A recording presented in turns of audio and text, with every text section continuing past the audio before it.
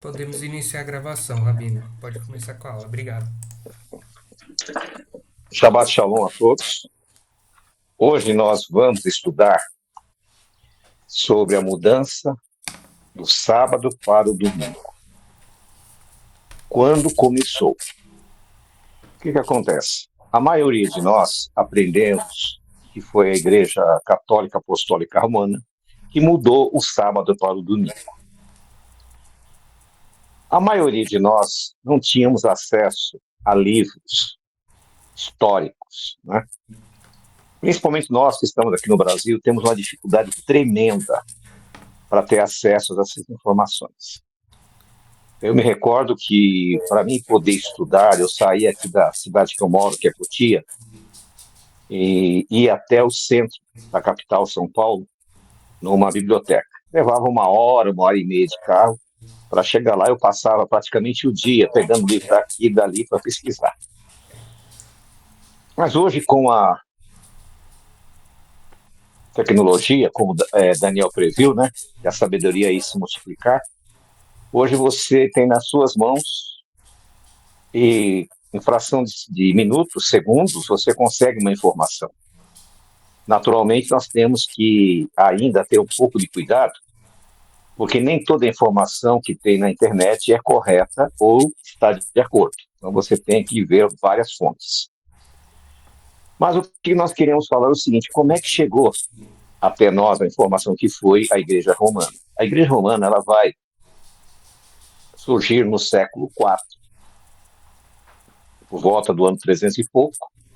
No ano 325 da nossa era, é feito o primeiro concílio, né, o concílio de Nicéia, que é muito famoso, principalmente entre aqueles adventistas e sabatistas, pois ali foi oficializado o domingo. Oficializado. Mas o domingo já era guardado pelos católicos, pelos romanos e pelos pagãos romanos desde o princípio. Por quê? O domingo, a palavra o domingo era um dia de uma adoração ao sol invictus, né? A palavra domingo vem de dominus, que ela dominava, isso no latim. Em inglês, Sunday, que é dia do sol. Então, tanto os ingleses, né, a Bretanha, como os romanos, eles tinham, neste dia que chamamos de domingo, presta atenção, domingo é no Brasil, tá? E sábado também é no Brasil. E nos outros países, por exemplo, em inglês é Saturday, que é dia de Saturno. Então, o domingo, para eles, os povos pagãos, era um dia comum, mas um dia especial de adoração ao sol. Não tinha as mesmas características que tem o Shabat do povo de Israel. Então, criou-se essa mentalidade que foi Roma que mudou. Não mudou. Eles já observavam, né, já tinham as suas crenças, mas não foi eles que mudou. Então, nós vamos ter que voltar atrás para ver quando aconteceu isso. Quando a apostasia começou a entrar nos seguidores do caminho, dos nazarenos, dos messiânicos. Mas para que a gente chegue a esse ponto, nós temos que ver se a Bíblia fala de alguma profecia. Daniel, no capítulo 7, no versículo 25, na tradução NTLH, que é a que traz com mais clareza, ela diz assim, que um poder maligno iria mudar os tempos, o calendário e a data das festas religiosas. Então, Daniel, naquele período, por volta de 500 anos antes da nossa era, antes de Yeshua, já havia previsto que haveria uma mudança no calendário, nas datas das festas. Então, nós temos aqui duas mudanças. Muito bem. Porém, se você ler os evangelhos, você vai ver que há uma apresentação do autor.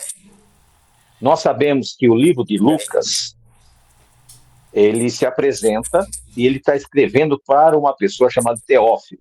Então ele faz uma introdução, depois você pega o livro de Lucas, você vai ver que é uma introdução, e ele está fazendo uma introdução para uma biografia para um amigo chamado Teófilo. E ali ele diz que ele consultou várias fontes. Lucas era um homem culto, então ele entrevistou vários personagens, várias pessoas que conviveram com Yeshua, que conheceram a história. Outros dizem que o livro de Mateus foi copiado do livro de Marcos, porque nós não temos essa informação. E, finalmente, tem o livro de João, que é um livro totalmente diferenciado. Foi provavelmente ele que escreveu, e também ele se apresenta no livro do Apocalipse como sendo ele, João, né, que ficou conhecido como discípulo amado. Por sua vez, Paulo, quando ele escrevia uma carta, ele se apresentava e, segundo os historiadores, ele assinava essa carta. Por quê? Começou a surgir várias cartas falsas. Então ele colocava um selo nessas cartas. Por isso que o Apocalipse também fala de vários selos, porque era necessário para dar credibilidade. O livro de Hebreus, nós não sabemos quem é o autor. O livro de Tiago, ele se apresenta como irmão do Senhor. Então nós vemos que essas informações é bom para nós começarmos a entender a Bíblia Sagrada. Porque muitas pessoas pensam que a Bíblia ela surgiu do dia para a noite do jeito que ela é, e não é verdade. Durante o primeiro século, os apóstolos escreveram, a maioria foi morrendo por volta até do ano 70, ano 80, foram morrendo eles. O último a morrer foi João na ilha de Patmos, já perto do ano 100. Em Antioquia, havia um bispo chamado Inácio. Ele, futuramente, no futuro, seria conhecido como Santo Inácio de Antioquia pela Igreja Católica. Mas nós estamos falando por volta do ano 100. Ele afirmava que ele era um discípulo de Paulo. Enquanto João estava vivo, ele não mexeu com nada. Ele manteve as mesmas regras e a mesma crença apostólica. Porém, no ano 100, após a morte de João, já não tinha mais nenhum apóstolo. Ele era um dos bispos mais importantes daquela época. E ele vai escrever algumas cartas. E entre essas cartas, no ano 107, ele vai escrever uma carta aos magnésios. Os magnésios eram um povo que havia ali, e ele mandou uma carta, e nessa carta aos magnésios, ele orienta que eles deixem de celebrar o sábado judaico e passem a celebrar o domingo, o primeiro dia da semana, que já era um dia sagrado para os romanos. Isso ele escreve essa carta no ano 107. Os seus discípulos obedeceram. Muitos ficaram ali entre um e outro, como acontece hoje. Hoje a maioria das pessoas descansam sábado e domingo. Mas nessa carta dos magnésios, vocês podem encontrar isso até na internet, ele vai mandar dizendo que deveriam observar o primeiro dia da semana, porque Jesus e Yeshua ressuscitara nesse primeiro dia da semana. Mas por que essa crença dele, que era uma crença equivocada? Notemos, Yeshua tinha morrido 74 anos antes. Eles acreditavam que ele tinha morrido na sexta-feira porque os evangelhos diziam que era o dia da preparação, quando ele foi crucificado. E ele foi tirado da cruz antes do pôr do sol, porque era um Shabat. E aí criou-se a crença que ele morreu na sexta-feira. A Igreja Católica instituiu a Sexta-feira Santa. Porém, a verdade, ela é uma coisa que pode demorar, mas ela aparece. Um dia a verdade aparece, não tem como. Agora mesmo, antes de eu começar aqui, eu pesquisei 3 inteligências artificiais. Eu já sabia disso, mas só para ver se realmente elas tinham essa informação. E eu pesquisei o ano 29 da nossa era, o ano 29. O dia 14 de Abib, quando caiu? Caiu numa quarta-feira. Então, fique na memória de vocês aí. O dia 14 de Abib caiu numa quarta-feira no ano 29. No ano 28, caiu num domingo. Então ele não poderia ter morrido no ano 28. Mas também não poderia ter morrido no ano 27. Por que não poderia ter morrido no ano 27? Porque ele começa o ministério dele no ano 27. Se nós pegarmos que o Lucas diz que ele tinha cerca de 30 anos quando ele começou. Se ele começa no ano 27 e você recua 30 anos, ele nasceu no ano 3 antes da nossa era. Se você for para a história, você vai ver que nesse ano, que com relação ao calendário juliano, era 4 e 3. Então ele nasce nesse período entre 4 e 3, porque Herodes, nesse período, estava vivo. E na sequência ele morre. Então ele nasceu nesse período, entre 4 e 3, começa o seu ministério no ano 27, na Páscoa, e ele vai morrer na Páscoa, antes da Páscoa do ano 29. A igreja convencionou que ele morreu no ano 33. Se ele morreu no ano 33, nasceu no ano 3, então ele teria 36 anos. E não, ele não tinha 36 anos. Ok? Primeiro. Mas voltando aqui, então ele morre numa quarta-feira.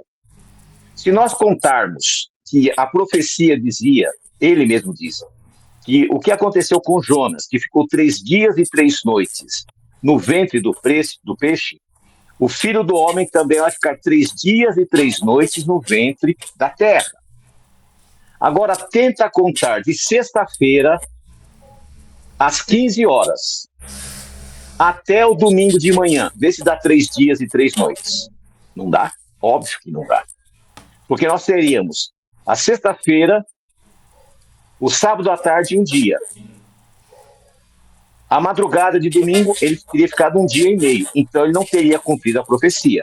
Agora, se você fizer uma conta e se basear em Mateus 28, que diz que ao pôr do sol de sábado, as mulheres foram à sepultura e ele não estava mais, ou seja, então ele ressuscitou no sábado à tarde. Se você fizer uma conta ao contrário, regressiva, nós pegarmos sábado à tarde, sexta-feira à tarde, o primeiro dia, quinta-feira à tarde, o segundo, quarta-feira, o terceiro. Ou seja, ele morre numa quarta-feira, no ano 29. Totalmente contrário ao que a história tem relatado. Primeira coisa. Só que nos dias de Inácio, ele acreditava que ele morreu na sexta e ressuscitou no domingo. E por esse motivo, ele instituiu a observação do domingo, abandonando o sábado. Essa informação eu não consegui, através das inteligências artificiais que eu tenho, que é de graça, e elas são bem fraquinhas. Mas a história relata que os judeus eram obrigados a devolver o dízimo e ofertas para o Império Romano. Eles eram detectados como judeus porque eles guardavam o sábado e não comiam carnes impuras. Essa era uma das condições de se identificar um judeu. Eles usavam esse método também na época da Inquisição. Aqui no Brasil, os católicos ficavam de olho porque havia muitos judeus chamados cristãos novos que haviam se convertido. E eles ficavam de olho para ver se eles movimentavam alguma coisa diferente na sexta-feira, se lavavam o arranjo de cama, se varria a casa da porta da sala para a cozinha. né? Se tomavam banho na sexta-feira, antes do pôr do sol. Tudo isso era motivo para descobrir se aquele indivíduo era um judeu. Lá naquela época, no ano 100, um dos motivos para descobrir, porque nem todo judeu se apresentava como judeu, temendo perseguição, então um dos motivos era a questão do sábado. E Inácio de Antioquia decidiu, então, abandonar o sábado e eles voltaram a consumir carnes impuras, para não ter que pagar impostos aos romanos. Os impostos que eram religiosos. Eles tinham os impostos normais, mas ao judeu, além dos impostos normais, ele pagava os dízimos para o império. Muito bem. Porém, Inácio, no ano 107,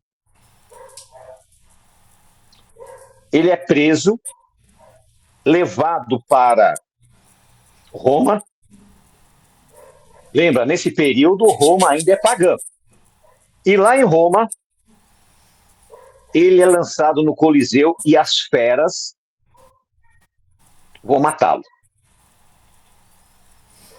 Isso nós estamos falando no século I, entrando no século II. O ano 107 já é quando ele morreu, é o ano do século II. Entrando para o século IV, nasce a Igreja Católica Apostólica Romana. E ela vai considerar Inácio um santo. Por isso que ficou Santo Inácio de Antioquia. E o que acontece? Ao invés da Igreja Romana pegar a visão dos messiânicos, dos judeus messiânicos, ela pega a visão dos cristãos. Se você for ler em Atos, ali tem uma informação que é o enxerto. Porque lá em Atos diz assim: e foi na cidade de Antioquia que os messiânicos começaram a ser chamados cristãos. A palavra cristão vem de Crestos. Crestos é a palavra ungido em grego. Então, Inácio, para camuflar e para se separar por completo dos messiânicos, ele tira o nome de messiânicos e coloca o nome de cristãos. Em vez de falar Messias, ele passa a chamar Cristo. E a Igreja Católica, quando surge, ela precisa pegar uma base. E ela vai pegar a base que os, agora cristãos, seguiam. Então nós tínhamos dois grupos: os cristãos, seguidores, né, de Inácio de Antioquia e outros bispos, e nós tínhamos os messiânicos. Porém, os messiânicos eram marginalizados e perseguidos. Então, o que acontece? E eles foram sendo perseguidos durante muito tempo, estão perseguindo eles de uma maneira terrível. Por quê? Porque os romanos detestavam os judeus. Por sua vez, o judaísmo começa a se afastar dos messiânicos. E aí os messiânicos ficam isolados. De um lado o judaísmo, do outro lado os cristãos de Inácio de Antioquia, depois a Igreja Romana, a Igreja Católica Apostólica Romana, e os messiânicos começam a ficar muito perdidos. O Apocalipse diz que a congregação iria para o deserto. Faz uma profecia que ela ia para o deserto. Os relatos históricos nos falam que havia alguns pequenos grupos de messiânicos que acabaram sendo conhecidos como cristãos, mas não eram cristãos, e ficaram conhecidos como cristãos sabatistas. Esses grupos, conhecidos também de albigenses, eles moravam na França, na cidade de Albi, e eles mantiveram os princípios da fé de Yeshua. Então eles guardavam o Shabat, eles guardavam as festas bíblicas, eles não comiam carnes impuras. Por sua vez, os cristãos de Inácio não guardavam mais o Shabat, observavam o domingo e observavam as festas romanas. E os católicos, por sua vez, também. E esses albigenses, eles foram perseguidos, muito perseguidos. Os valdenses também, que era um outro grupo que mantinha essa fé, foram tão perseguidos que eles se extinguiram. E os que sobraram acabaram na Reforma Protestante, tornando-se presbiterianos, os valdenses. E os albigenses desapareceram. Ninguém sabia mais o que aconteceu com eles. Sabiam que havia pessoas que guardavam o sétimo dia. Porém, as festas bíblicas, pela distanciamento acabou desaparecendo. E esses grupos, muito pequenos, espalhados, insignificantes, ficaram desconhecidos. E no ano de 1618, um remanescente desse grupo de albigenses, os valdenses, que eram um outro grupo parecido, tornaram-se presbiterianos. Os albigenses adotaram a igreja batista. E eles criam a primeira igreja sabatista oficial em 1618, que é a primeira igreja batista do sétimo dia.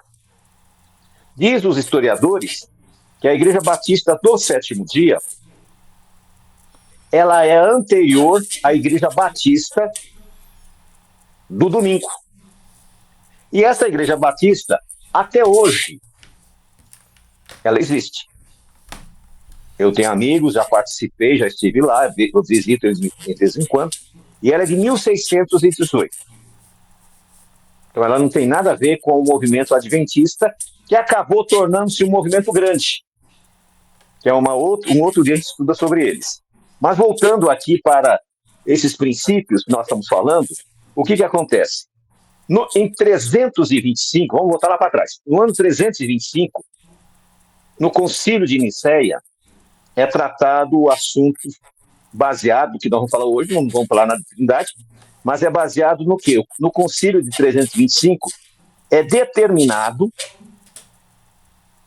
que os católicos deveriam observar o domingo como dia sagrado. Porque até então não era oficial, era extraoficial. Porém, aqueles que moravam nas regiões rurais estavam dispensados, porque esse dia era o melhor dia para se plantar. Eu não entendo de agricultura, é a informação que eu tenho. Então eles diziam que o domingo era o melhor dia para se plantar. Posteriormente, isso foi no ano 325. No ano 363, no Concílio de Laodiceia, eles condenam a observação do Shabat, tá?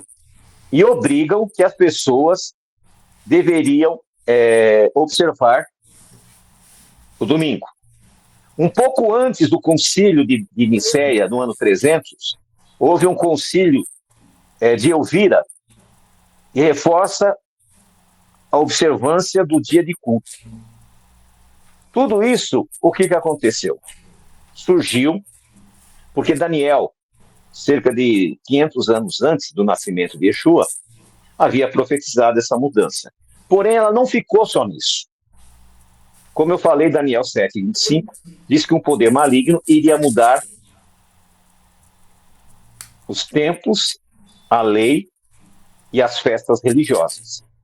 Foi no século IV, em 349, que Hilel II, o último presidente do Sanedrim, depois da morte dele, o Sinédrio foi fechado pelos romanos, não tinha mais o Sinédrio, não tem mais o Sinédrio. Ele mudou, por imposição de Roma, o calendário bíblico israelita, que era baseado no surgimento da lua nova. Nós já estudamos esse tema aqui, mas desde os dias de Moisés, eles não tinham acesso, como nós temos hoje, a um celular, um relógio, um calendário. Então, como é que eles sabiam que começava o ano? Como é que eu sei que começa o ano? Havia duas situações da natureza que mostravam que começasse o ano. A primeira, o surgimento da lua nova visível. O segundo, o centeio, o trigo, teriam que estar em Abib, por isso que o mês é chamado Abib. Em Israel, apenas quem segue o judaísmo que colocou nomes babilônicos nos meses. Os caraítas não usam esse nome e nem a Bíblia fala isso. Apenas, se você ler Esdras e Neemias, ele fala, e era o mês X que ficou sendo chamado de tal. Mas não existia nomes. E o mês de Abib foi dado esse nome porque Abib é maduro. Quando o centeio e o trigo está maduro e surge a lua nova, isso significa que é o primeiro mês. Então, mensalmente, nós postamos aqui para vocês quando é a virada do mês, quando surge a lua nova. Então, em Israel tem um grupo de pessoas que vão a campo para ver a olho nu, porque não pode usar equipamento, porque na época não existia, para ver o surgimento da lua nova. Aí vem a pergunta, como é que era feito lá em Israel? Israel é um país montanhoso. Jerusalém fica no alto. Então, perto do templo, eles faziam uma fogueira. Quando a lua era avistada, duas testemunhas vinham até o sumo sacerdote e diziam, nós avistamos a lua. Tinha duas testemunhas. Eles acendiam uma fogueira. E em todos os montes, até o norte de Israel, haviam várias fogueiras. Então eles conseguiam visualizar o país todinho naquela noite, acendia as luzes e era a noite, o início do mês, o surgimento da lua nova. Aí se contabilizava o período das festas. Por exemplo, nós vamos entrar no 7º mês. O primeiro dia do 7º mês é a festa das trombetas. Nós celebramos o Ano Novo em Abib.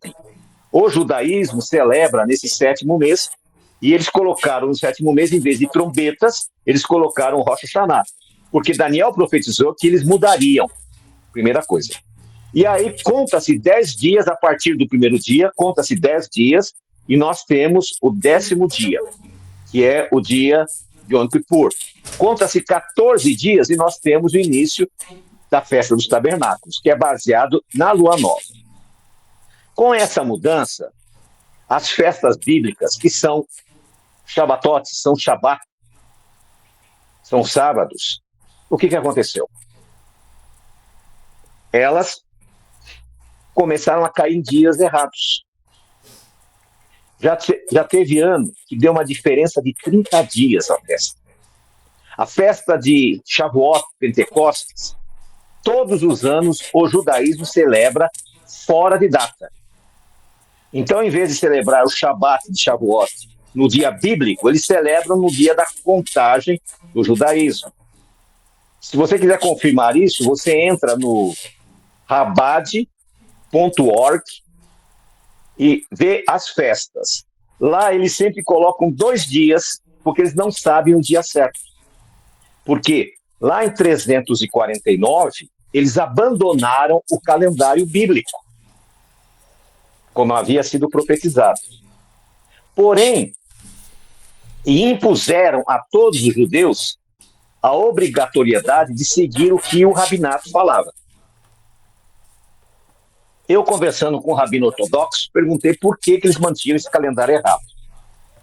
Aí eles disseram, nós não podemos mudar porque nós não temos autoridade, somente um Sanedrim, um sinédrio instituído, poderá voltar a seguir o calendário bíblico.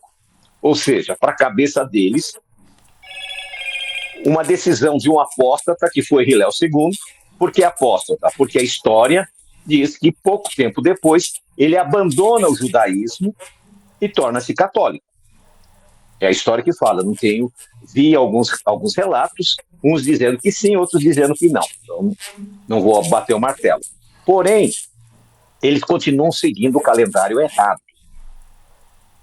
Em Êxodo capítulo 12, versículo 2, diz assim, e este vos será o primeiro dos meses, que é o mês de Abib, o mês da Páscoa, de Pessa, o mês de pães ázimos.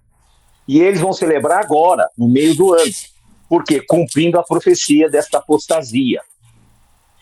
Nós, como messiânicos, nós não somos do judaísmo messiânico, nós somos messiânicos, porque a nossa crença é a crença de Yeshua e dos apóstolos. Então, nós seguimos o que está escrito. Não somos melhores do que ninguém. Não condenamos ninguém. Nós seguimos as Escrituras Sagradas e passamos para vocês essas informações para que vocês entendam. E hoje vocês tomaram conhecimento que essa mudança não foi feita por Roma. Roma sempre guardou o domingo. Essa mudança foi feita por um messiânico apóstata que mudou o nome para cristão no ano 100. No ano 107, ele manda cartas para várias sinagogas, dizendo que elas deveriam mudar também. Ele era o bispo. E a principal sinagoga era de Antioquia. Outra sugestão para você: quando você vai ler a Bíblia, quando você vê no cabeçalho da Bíblia, né, quando você pega uma Bíblia, deixa eu ver aqui, tá vendo? Só um segundo. Aparece no cabeçalho, em todos os textos. Deixa eu pegar aqui. Aparece alguma coisa escrita. Por exemplo, não sei se vocês vão conseguir ver aqui. Nesse cabeçalho, em preto, em negrito, não sei se vocês estão vendo, mas a sua Bíblia tem. O que acontece? Aparece lá, Igreja de Antioquia. Quando você lê o texto, fala sinagoga. Que nessa época era sinagoga, não havia eclésia, não havia igreja. Tá? Foi esse indivíduo, Inácio de Antioquia, que mudou o nome de sinagoga para igreja, para se distanciar. Que mudou do sábado para o domingo. Que permitiu comer alimentos impuros. Aí começa a apostasia. E essa apostasia vai durar quase 2000 anos.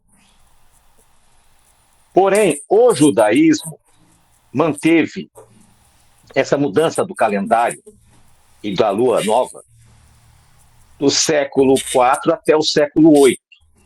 No século VIII, o Império Romano, que apoiava o judaísmo, o que acontece? Ele já praticamente não existe mais. No século VI, surgem os muçulmanos. No século VIII, quem está comandando são os muçulmanos. Os muçulmanos, no começo, eram amigos do povo judeu. Lá na cidade de Cairo, no Egito, não tinha mais um general romano, mas agora era um califa muçulmano. E esse califa muçulmano era muito amigo de um rabino. E esse rabino pediu apoio para esse califa para instituir novamente a volta à lua nova, o calendário da lua nova. E ele apoiou. E esse grupo foi chamado de Bnei Mikrat, que significa filho das escrituras ou caraítas. E esse grupo, eles permanecem até hoje. É um grupo menor. O judaísmo são várias seitas, não existe só o judaísmo ortodoxo, existe cerca de 20 seitas do judaísmo, mas eles são mais fortes. Porém, os caraítas são menores. Só que quem detém todo o conhecimento, desde a época de Moisés, da época dos profetas, são os caraítas. Nós começamos, então, a fazer um comparativo entre a visão do judaísmo ortodoxo e a visão dos caraítas. Os caraítas só aceitam a Torá e os profetas. Aí nós percebemos que a coerência nossa era seguir uma visão caraíta baseado na Torá e nos profetas. E adotamos a Brit Hadashah, a nova aliança. Não seguimos as visões do judaísmo. Por quê? Porque eles se apostataram. Não seguimos a visão da igreja cristã, porque se apostataram. Mas nós optamos, então, em fazer uma restauração genuína, escritural. A nossa fé tem que estar baseada nas escrituras sagradas. A Bíblia diz, maldito o homem que confia no homem. Nós não podemos confiar nos homens. Nós temos que confiar na palavra. Temos que confiar no que está escrito.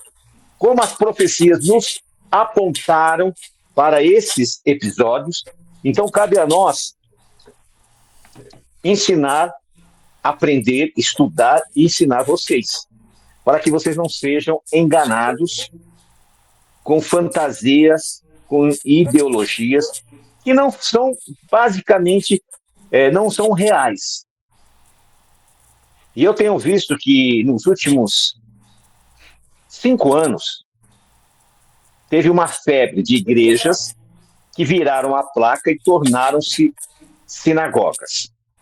Porém, estas sinagogas, elas adotaram o judaísmo.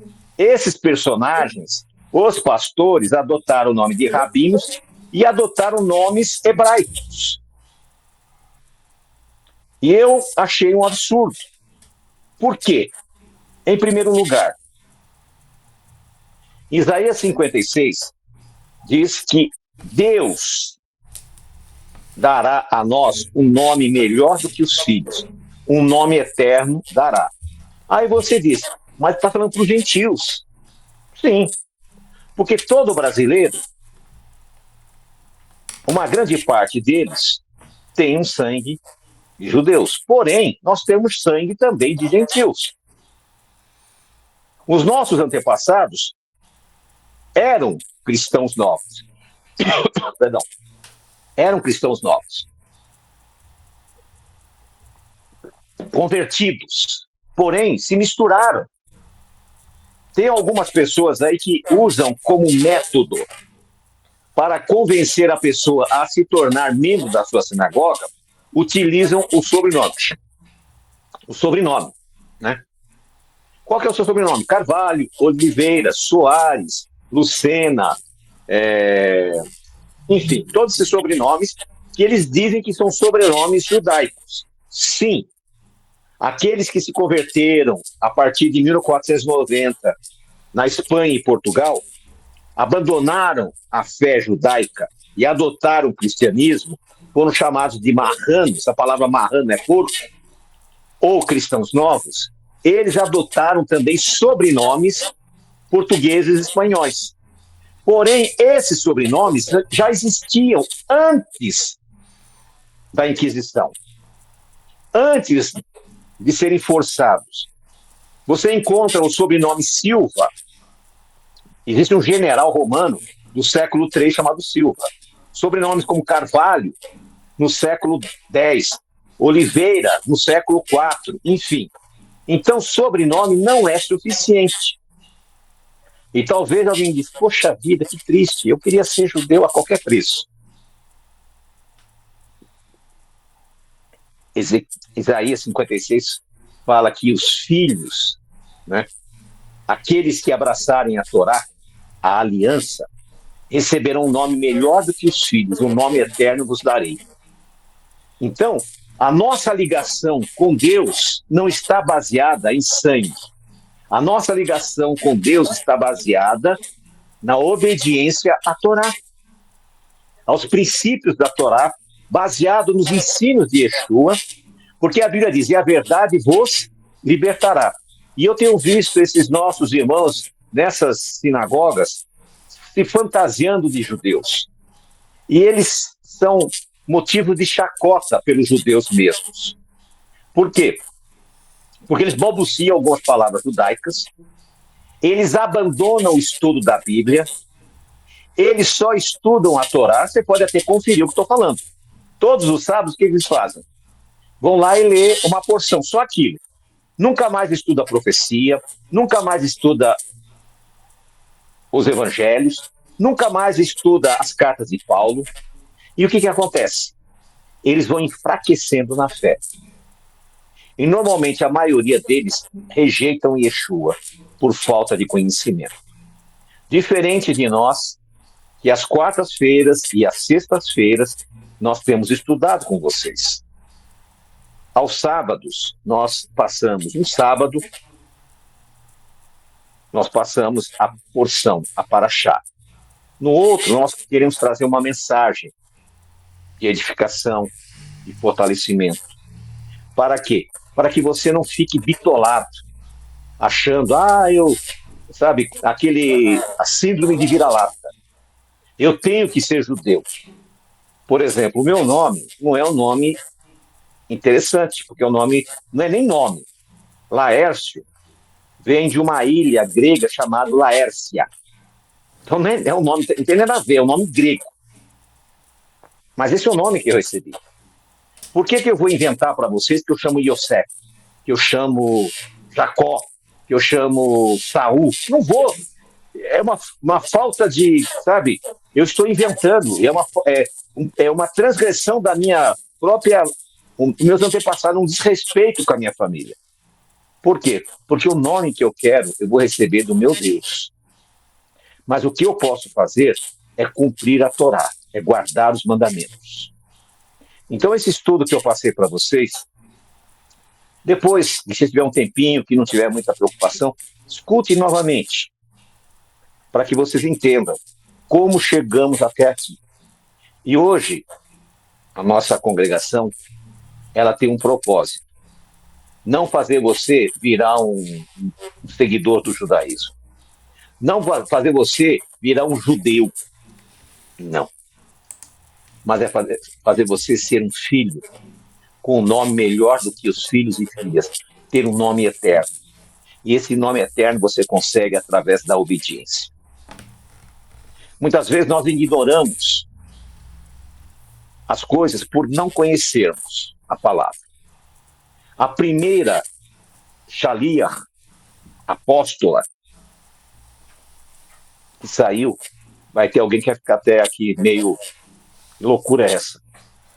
Foi aquela mulher que Jesus encontrou no poço em Samaria, a mulher samaritana. Ela foi a primeira comissionada a pregar em Samaria. Era uma mulher desprezada por todos, mas ela não era desprezada por Yeshua. Quem conhece a história de samaritano, da mulher samaritana, vai entender o que eu estou falando. Então é importante que você está aí. Não importa como é que você chegou até aqui. Não importa que você não entendeu as coisas aí. O importante é você continuar seguindo a verdade, porque a verdade vos libertará. Nós, hoje, procuramos fazer com que a pessoa não queira se mudar da sua própria natureza. Mas você tem que ser um exemplo de obediência através da palavra. Então, que o Deus bendito visite cada família aqui hoje. Aqueles que precisam de oração, nós vamos orar hoje para recuperar a saúde, para o trabalho, para a família. Porque nós temos certeza que o mesmo Deus que enviou seu Filho amado, Yeshua, que trouxe a paz, a cura e a salvação, ele continua a mesma coisa. E é através do Filho dele que nós pedimos, e é através do Filho dele que nós alcançamos a graça diante de Jeová. Eu vou orar, pedir que vocês também, onde estiverem, fiquem em reverência, para que Deus ouça o clamor do seu povo, que somos nós. E Yeshua disse, onde tiver 2 ou 3 em meu nome, ali estarei. Nós estamos aqui, bem mais do que 2 ou 3. Nós estamos cumprindo uma mitzvah, estamos cumprindo o mandamento. Oremos. Senhor, nosso Deus, Jeová dos exércitos, em nome de Yeshua, teu filho amado, nós nos achegamos ao teu trono de graça neste Shabat, para colocar nas tuas mãos, Senhor, a vida dos teus filhos que estão aqui. Rogamos a cura das enfermidades, a cura mental, a cura espiritual. Queremos também pedir, Senhor, para aqueles irmãos que nos pediram oração, que precisam resolver problemas na área econômica, problemas de trabalho. Tu és o Senhor do ouro e da prata. Tudo está nas tuas mãos. Por isso colocamos nas tuas mãos a vida de cada um deles. Aonde ele estiver aqui, que o seu coração esteja sentindo a necessidade de estar ligado a ti. Entra com providência, Senhor. Que a nova semana que se iniciar ao pôr do sol de amanhã não seja mais uma semana comum, mas seja uma semana especial, seja uma semana de bênçãos. Que os nossos irmãos possam vir aqui testemunhar as bênçãos que receberam da cura, da transformação, da mudança, dos empregos, dos negócios realizados. Pois nós pedimos tudo isso através de Yeshua, teu Filho amado. Amém. Que Deus abençoe todos vocês. Amanhã, a partir das 17h30, nós temos a nossa porção, né, online. Antes nós temos a parte musical, mas nós não podemos gravar porque o YouTube e o Facebook bloqueiam, né? Mas que Deus abençoe todos vocês. Shabbat Shalom.